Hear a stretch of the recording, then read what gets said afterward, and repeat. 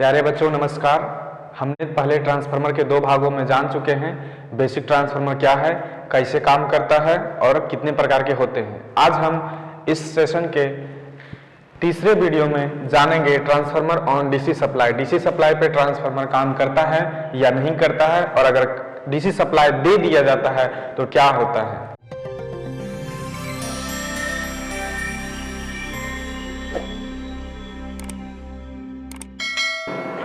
जैसा कि हम पिछले वीडियो में बता चुके हैं कि ट्रांसफार्मर जो है फैराडे के विद्युत चुंबकीय प्रेरण के ऊपर काम करता है। Faraday law of electromagnetic induction के ऊपर म्यूचुअल इंडक्शन पे काम करता है। ठीक है, तो म्यूचुअल इंडक्शन होता कब है, जब इसमें फ्लक्स का प्रवाह होता है। जब ये फ्लक्स कोर में से फ्लक्स प्राइमरी में से प्रोड्यूस होकर सेकेंडरी में फ्लक्स इंड्यूस होता है, तभी इसमें ईएमएफ इंड्यूस होकर के वोल्टेज हमें सेकेंडरी में मिलता है। तो हम सबसे पहले फ्लक्स के बारे में जानते हैं, तब हमें अच्छे से समझ में आ जाएगा कि क्या ट्रांसफार्मर एसी पे काम करेगा या डीसी पे भी काम करेगा, डीसी पे काम करेगा कि नहीं करेगा, अगर नहीं करेगा तो क्या होगा। ठीक है, तो आइए हम आगे देखते हैं कि फ्लक्स क्या है और कितने प्रकार के होते हैं। फ्लक्स हमारे पास दो प्रकार के होते हैं। पहला होता है टाइम वेरिंग फ्लक्स,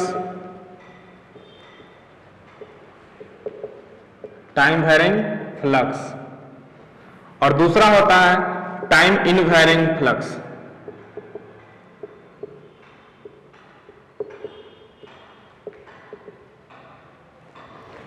तो टाइम वेरिंग फ्लक्स होता है, ये समय के साथ साथ चेंज होता है, उसे टाइम वेरिंग फ्लक्स बोला जाता है। और टाइम इनवेरिंग फ्लक्स जो होता है वो समय के साथ चेंज नहीं होता है। टाइम वेरिंग फ्लक्स हमें एसी सोर्स से मिलता है, अल्टरनेटिव करंट के सोर्स से मिलता है। एसी का वेवफॉर्म कुछ इस प्रकार होता है, ये हमेशा पॉजिटिव नेगेटिव, क्योंकि इसमें फ्रीक्वेंसी होती है। इंडिया में अभी 50 हर्ट्ज की फ्रीक्वेंसी यूज की जाती है, तो उसके हिसाब से फ्रीक्वेंसी के हिसाब से ये अपना क्या करता है, पॉजिटिव नेगेटिव चेंज होता जाता है। तो एसी करंट से हमें टाइम वेरिंग फ्लक्स मिलता है जो अल्टरनेटिव होता है। ठीक है, देखते हैं टाइम इनवेरिंग फ्लक्स हमें डीसी सोर्स से मिलता है। डीसी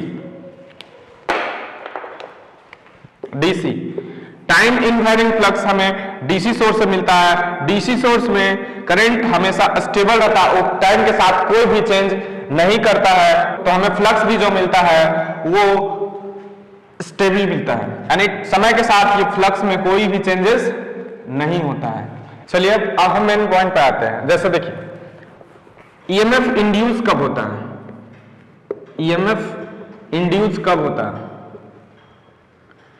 इंड्यूस तभी होता है जब फ्लक्स का लिंकेज होता है। ठीक है, तभी ईएमएफ इंड्यूस होगा, जब फ्लक्स का लिंकेज होगा तभी ईएमएफ इंड्यूस होगा। अगर फ्लक्स टाइम के साथ वेरी कर रहा है तो स्टेबिलिटी कोर यानी स्टेबल कोर में भी, यानी कि स्टेबल कंडक्टर में भी फ्लक्स का लिंकेज होगा।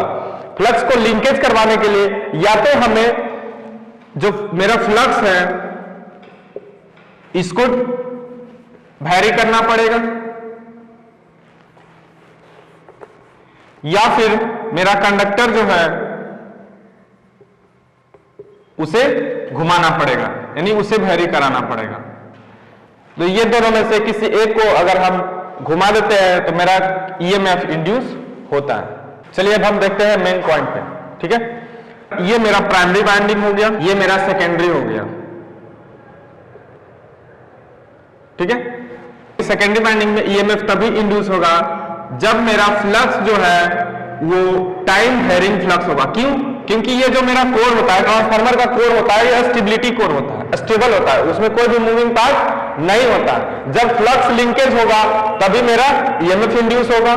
ठीक है, अब फ्लक्स कब लिंकेज होता है, तो फ्लक्स जो है टाइम के साथ वेरी कर रहा है, या फिर कोर जो मेरा कंडक्टर होता है उसको घूमना होगा, यानी कि दोनों में से एक को कोई मूविंग करना होगा, तभी मेरा फ्लक्स ईएमएफ इंड्यूस होता है। ठीक है, तो ट्रांसफार्मर के केस में क्या है, मेरा कोर जो है कंडक्टर के रूप में काम करता है, और ये जो कंडक्टर है यानी कोर जो है मेरा स्टेबल रहता है, इसमें कोई घुमाव नहीं होता है। डीसी सोर्स में क्या होता है, डीसी सोर्स में मेरा जो फ्लक्स होता है वो स्टेबल होता है, ये टाइम वेरिंग नहीं होता है। तो डीसी सोर्स यानी कि डीसी का जो फ्लक्स होता है, इसका जो फ्लक्स होगा, डीसी का फ्लक्स जो होगा, इसको लिंक करवाने के लिए यानी कि ईएमएफ इंड्यूस करवाने के लिए हमें कंडक्टर को घुमाना पड़ेगा। यानी कि इसके बीच में जैसे ये कॉइल है, कॉइल हम यहां से अगर डीसी सप्लाई देते हैं प्राइमरी में, तो ये जो मेरा कंडक्टर है इसको घुमाना पड़ेगा, तभी इसमें ईएमएफ इंड्यूस होगा, अन्यथा नहीं होगा।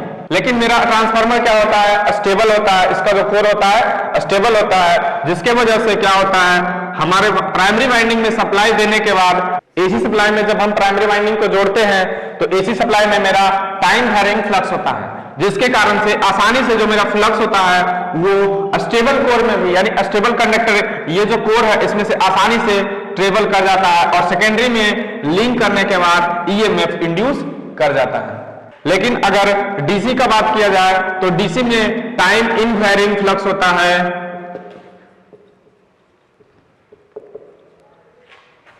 टाइम इनवेरिंग फ्लक्स होता है, ठीक है। तो उसके टाइम इनवेरिंग फ्लक्स में ईएमएफ इंड्यूस कराने के लिए हमें क्या करना पड़ता है, कंडक्टर को घुमाना पड़ता है, तभी हम टाइम इनवेरिंग फ्लक्स को इंड्यूस करवा सकते हैं। जब हम इसमें डीसी सप्लाई देते हैं, जब हम इसमें डीसी सप्लाई देते हैं तो ये जो मेरा कॉइल है इसमें फ्लक्स तो जनरेट होता है, लेकिन स्टेबल फ्लक्स जनरेट होता है, वो मूविंग फ्लक्स नहीं होता है, वो स्टेबल फ्लक्स जनरेट होता है इसमें, और कोई मूविंग पार्ट नहीं होने के कारण फ्लक्स कहीं ट्रेवल नहीं कर सकता है, ईएमएफ इंड्यूस नहीं कर सकता है, वो फ्लक्स क्या होता है इसी में रहता है। और ये जो वाइंडिंग होता है इसका रेजिस्टेंस बहुत ही कम होता है, रेजिस्टेंस कम होने के कारण बहुत ही ज्यादा हाई करंट फ्लो होता है, करंट जो है हाई होगा, रेजिस्टेंस कम होता है, रेजिस्टेंस कम होने के कारण इसका करंट ज्यादा होगा, और ज्यादा करंट होने के कारण इसमें हीट प्रोड्यूस होता है, और हीट से क्या होता है, मेरा वाइंडिंग जो प्राइमरी का है वो जल सकता है। इसमें सेकेंडरी वाइंडिंग को कोई नुकसान नहीं होता है, उससे कोई मतलब ही नहीं बनता है, ठीक है। इसमें जो भी डैमेज होगा वो प्राइमरी वाइंडिंग ही होता है। कुल मिलाकर हमें ये पता चलता है कि ट्रांसफार्मर को हम डीसी पे कभी नहीं चला सकते हैं, ये डीसी पे काम करेगा नहीं। अगर डीसी से जोड़ देते हैं तो ये मेरा प्राइमरी वाइंडिंग जल जाएगा, ठीक है। यहाँ पे हम ट्रांसफार्मर को डीसी सप्लाई पे नहीं चला सकते हैं और ये नहीं काम करेगा और जल जाएगा। आज के लिए इतना ही, अब मिलते हैं अगले वीडियो में आइडियल ट्रांसफार्मर के ऊपर। आइडियल ट्रांसफार्मर क्या है और उसके बारे में जो भी जानकारी होगी मैं आप लोगों के साथ शेयर करूंगा। अगर हमारे द्वारा दी गई जानकारी आप लोगों को अच्छी लगती है, समझ में आती है, तो हमारे चैनल टेक विथ प्रैक्टिकल को सब्सक्राइब करें, लाइक करें और दोस्तों में शेयर करें। इसी प्रकार के वीडियो हमारे चैनल पे आते रहेंगे, आप लोग सपोर्ट कीजिए। धन्यवाद।